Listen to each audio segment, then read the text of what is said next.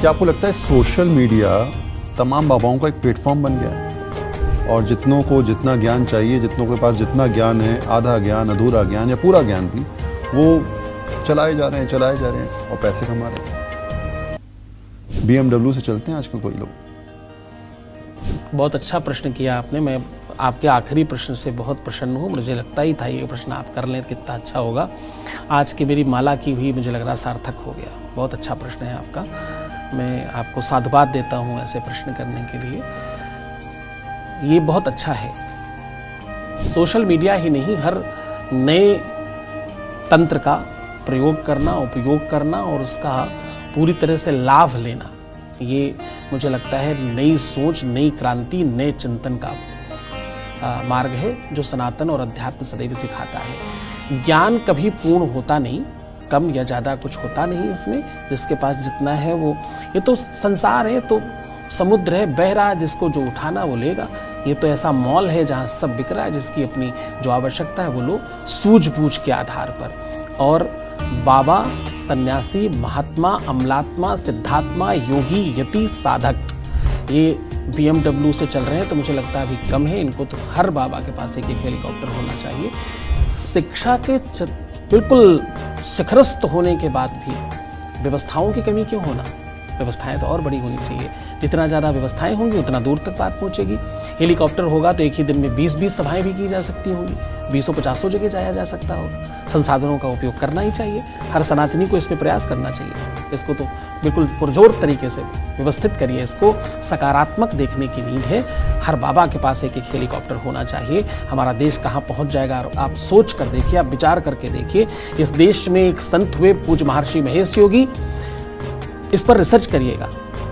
इन्होंने 4-5 ऐसे कीर्तिमान रचे जो आगे 100 साल तक मेट पाना मुश्किल होगा। पहला कीर्तिमान है राम मुद्रा, एक ऐसी करेंसी, एक ऐसी नोट जो बिटकॉइन की तरह छलावा और झलावा नहीं है, मूर्खबनाओ.com नहीं है।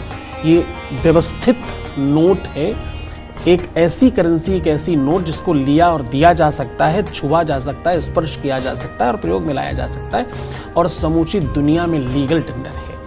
America, London, Canada, Australia, Europe, सब जगह, ऐसा कोई जगह नहीं केवल हिंदुस्तान छोड़कर। इसमें राम भगवान की मूर्ति बनी, उनका नाम लिखा है, नाम है राम मुद्रा। अब इसकी हैसियत, इसकी औकात कितनी है? $10 से लेकर के $17 के मध्य इसकी क्षमता है ₹1 की। तो ये दुनिया की सबसे महंगी और सबसे स्पेशल करेंसियों में से एक है। तो अगर कोई सन्यासी, अगर कोई महात्मा इस प्रकार के कीर्तिमान रच सकता है, अयोध्या का मंदिर जो बनकर तैयार हुआ है 3 दशक पहले, उस राम मुद्रा में उस मंदिर की छवि और फोटो छाप दी गई थी। इसको सनातन कहते हैं। बनारस का मंदिर, अयोध्या का मंदिर, दोनों की ही के नक्शे हमारे पास 2 दशक पूर्व के रखे हैं बने हुए, बिल्कुल वैसे ही जैसा वो बनकर तैयार हुआ। इसका नाम सनातन है। सनातन संवर्धित होगा, सनातन जब बड़ा होगा और सनातन जब व्यापक होगा तो आपको भारत एक नए रूप में दिखाई पड़ेगा। उसका लक्षण कि भैया नवरात्रि में आपका PM जाता है व्हाइट हाउस, दुनिया के सबसे ताकतवर देश में, वहाँ बैठकर कहता है कि मुझे फलाहार चाहिए क्योंकि मेरा तो नवरात्रि व्रत है, उपवास है।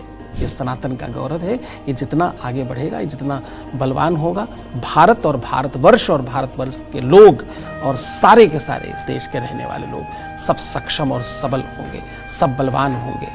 ये बहुत बड़ा काम है। इस पे सबको पुश करके जोर लगा के काम करना चाहिए। बहुत बहुत शुक्रिया हमारे साथ जुड़ने के लिए। यानी साफ है कि अगर ईश्वर की राह में आगे बढ़ना है, मन को शांति देनी है, तो आपको ये समझना पड़ेगा कि जीवन में भागते रहिए, दौड़ते रहिए, लेकिन खुद को सब्र के साथ ये समझाइए कि राहें इतनी आसान नहीं, मुश्किल हैं भले, लेकिन साथ ही ये समझना भी होगा कि इन राहों को कैसे आसान बनाना है, जीवन की राह को किस तरीके से सरल बनाते हुए आगे बढ़ना है। बहुत बहुत शुक्रिया, धन्यवाद।